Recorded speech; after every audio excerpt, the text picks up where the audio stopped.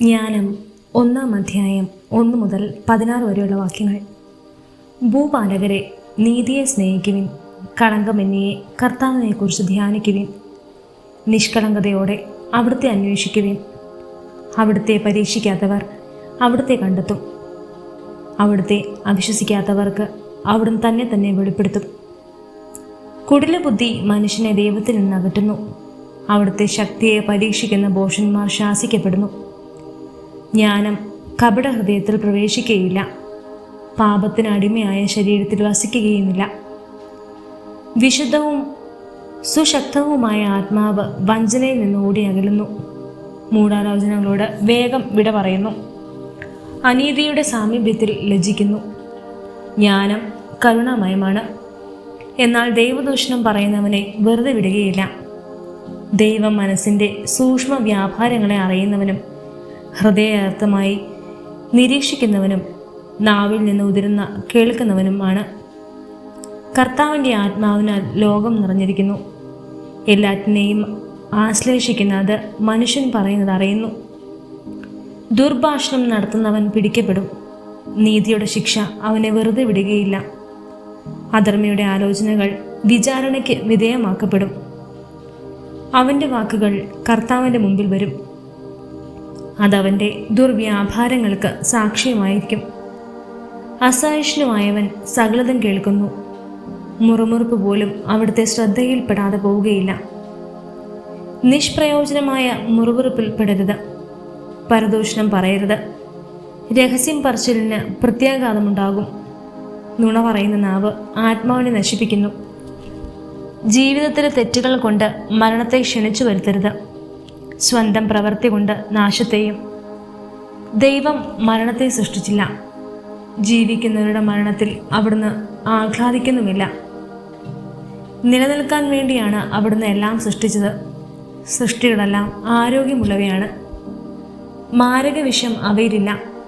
പാതാളത്തിന് ഭൂമിയിൽ അധികാരമില്ല. നീതി അനശ്വരമാണ്. അധർമ്മികൾ വാക്കും പ്രവൃത്തിയും വഴി മരണത്തെ ക്ഷണിച്ചു വരുത്തി മിത്രമെന്ന് കരുതി അതുമായി സഖ്യം ചെയ്ത് സ്വയം നശിക്കുന്നു. അതിനോട് ചേരാൻ അവർ യോഗ്യരാണ്. ജ്ഞാനം 2-ാം അധ്യായം 1 മുതൽ 24 വരെയുള്ള വാക്യങ്ങൾ. അവർ മിഥ്യാസങ്കല്പത്തിൽ മുഴുകി. ജീവിതം ഹ്രസ്യവും ദുഃഖകരവുമാണ്. മരണത്തിന് പ്രതിവിധിയില്ല. പാതാളത്തിൽ നിന്ന് ആരും മടങ്ങി വന്നതായി അറിവില്ല. നമ്മുടെ ജനനം യാദർശികമാണ്. ഒരിക്കലും ഉണ്ടായിരുന്നില്ല എന്ന വിധം നാം മറഞ്ഞുപോകും. നാസികയിലെ ശ്വാസം പുകയാണ്. ഹൃദയ സ്പന്ദനം കൊണ്ട് ജ്വലിക്കുന്ന തീപ്പൊരിയാണ് ചിന്ത. അത് കെട്ടുകഴിഞ്ഞാൽ ശരീരം ചാരമായി, ആത്മാവ് ശൂന്യമായ വായു പോലെ അലിഞ്ഞ് ഇല്ലാതാകും. ക്രമേണ നമ്മുടെ നാമം വിസ്മൃതമാകും. നമ്മുടെ പ്രവർത്തികൾ ആരും ഓർമ്മിക്കുകയില്ല. ജീവിതം മേഘാശകലം പോലെ മാഞ്ഞുപോകും. സൂര്യകിരണങ്ങളേറ്റ് ചിതറുന്ന വെയിലേറ്റ് ഇല്ലാതാകുന്ന മൂടൽ മഞ്ഞ് പോലെ അത് നശിക്കും. നമുക്ക് നിശ്ചയിച്ചിരിക്കുന്ന കാലം നിഴൽ പോലെ കടന്നു പോകുന്നു. മരണത്തിൽ നിന്ന് തിരിച്ചു വരവില്ല. അത് മുദ്രയിട്ട് ഉറപ്പിച്ചതാണ്. ആരും തിരിച്ചു വരികയില്ല. വരുവിൻ, ഇപ്പോഴുള്ള വിശിഷ്ട വസ്തുക്കൾ ആസ്വദിക്കാം. യുവത്വത്തിൻ്റെ ഉന്മേഷത്തോടെ ഈ സൃഷ്ടികൾ അനുഭവിക്കാം. മുന്തിയ വീഞ്ഞും സുഗന്ധദ്രവ്യങ്ങളും നിറയെ ആസ്വദിക്കാം. വസന്ത പുഷ്പങ്ങളെയെല്ലാം വിട്ടുകളയേണ്ട. വാടും മുൻപേ പനിനീർ മുട്ടുകൊണ്ട് കിരീടമണിയിക്കാം. സുഖഭോഗങ്ങൾ നുകരാൻ ആരും മടിക്കേണ്ട. ആഹ്ലാദത്തിൻ്റെ മുദ്രകൾ എവിടെയും പതിക്കാം. ഇതാണ് നമ്മുടെ ഓഹരി. ഇതാണ് നമ്മുടെ അവകാശം. നീതിമാനായ ദരിദ്രനെ നമുക്ക് പീഡിപ്പിക്കാം. വിധവയെ വെറുതെ വിടേണ്ട. വൃദ്ധൻ്റെ നരച്ച മുടിയെ മാനിക്കരുത്. കരുത്താണ് നമ്മുടെ നീതിയുടെ മാനദണ്ഡം. ദൗർബല്യം പ്രയോജനരഹിതമെന്ന് സ്വയം തെളിയുന്നു. നീതിമാനെ നമുക്ക് പതിയിരുന്ന് ആക്രമിക്കാം. അവൻ നമുക്ക് ശല്യമാണ്. അവൻ നമ്മുടെ പ്രവൃത്തികളെ എതിർക്കുന്നു.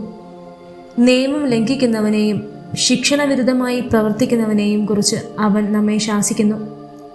തനിക്ക് ദൈവിക ജ്ഞാനമുണ്ടെന്നും താൻ കർത്താവിൻ്റെ പുത്രനാണെന്നും അവൻ പ്രഖ്യാപിക്കുന്നു. അവൻ നമ്മുടെ ചിന്തകളെ കുറ്റം വിധിക്കുന്നു.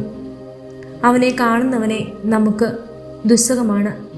അവൻ്റെ ജീവിതം നമ്മുടേതിൽ നിന്ന് വ്യത്യസ്തമാണ്, മാർഗങ്ങൾ അസാധാരണവും. അവൻ നമ്മെ അധമരായി കരുതുന്നു. നമ്മുടെ മാർഗങ്ങൾ അശുദ്ധമെന്ന പോലെ അവൻ അവയിൽ നിന്ന് ഒഴിഞ്ഞു മാറുന്നു.